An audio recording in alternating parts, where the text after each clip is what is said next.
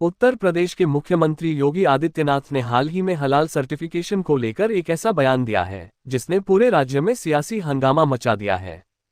गोरखपुर में राष्ट्रीय स्वयंसेवक संघ (आरएसएस) के शताब्दी समारोह के दौरान सीएम योगी ने हलाल प्रमाणन को राजनीतिक इस्लाम की साजिश करार देते हुए कहा कि इससे जुटाए गए 25,000 करोड़ रुपए का इस्तेमाल आतंकवाद, लव जिहाद और धर्मांतरण के लिए हो रहा है। उन्होंने जनता से अपील की कि सामान खरीदते समय हलाल लेबल जरूर चेक करें, क्योंकि यहां तक कि साबुन, कपड़े और माचिस तक को हलाल प्रमाणित किया जा रहा है। योगी ने जोर देकर कहा, माचिस तो झटका वाली है, हलाल नहीं।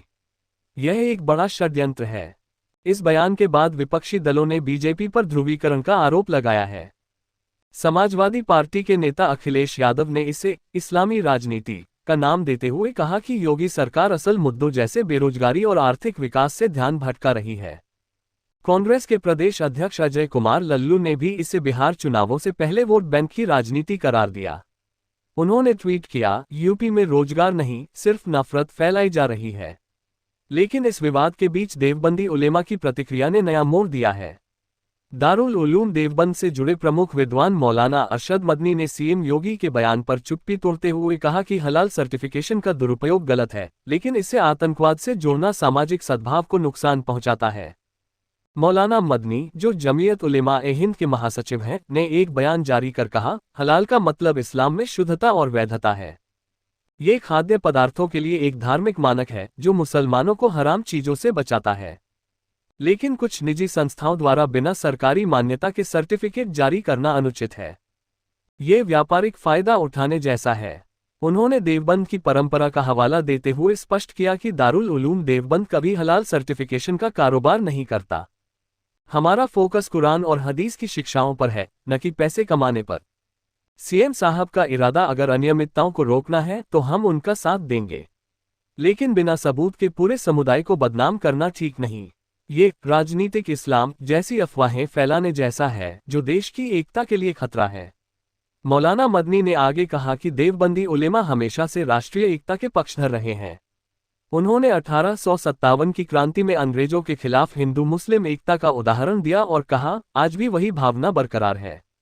हलाल जैसे मुद्दों को सियासत की भेंट चढ़ाने से बचना चाहिए। ये पहली बार नहीं है जब देवबंदी उलेमा ने ऐसे विवादास्पद बयानों पर संतुलित रुख अपनाया है।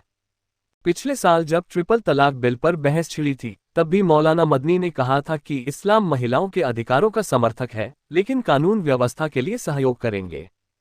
इसी तरह मौलाना अब्दुल्ला गाजियाबादी, जो देवबंद के एक प्रमुख आलिम हैं, ने कहा, हलाल सर्टिफिकेशन का मूल उद्देश्य उपभोक्ताओं को सूचित करना है, खासकर निर्यात बाजारों में।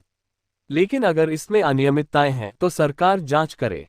देवबंद हमेशा से कहता आया है कि मजहब का इस्तेमाल व्यापार के लिए न हो। उलेमा का ये बयान महत्वपूर्ण है क्योंकि देवबंद भारत के सबसे बड़े इस्लामी शिक्षा केंद्रों में से एक है, जहां हजारों मदरसे जुड़े हैं।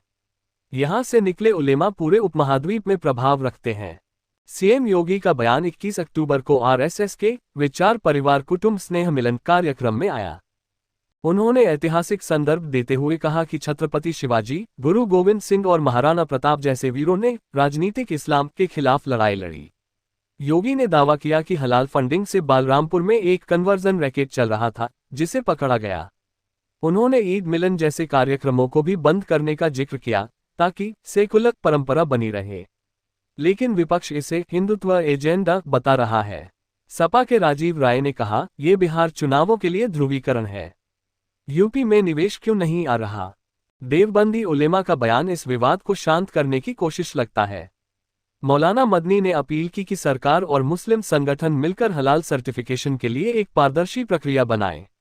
अगर कोई दुरुपयोग हो रहा है तो सबूत दें, अन्यथा यह अफवाहें सामाजिक तनाव बढ़ाएंगी।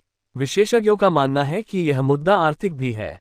हलाल प्रमाणन से भारत को मिडिल ईस्ट में निर्यात बढ़ता है, जो अरबों डॉलर का बाजार है। लेकिन अनियमित सर्टिफिकेट से उपभोक्ता भ्रमित होते हैं।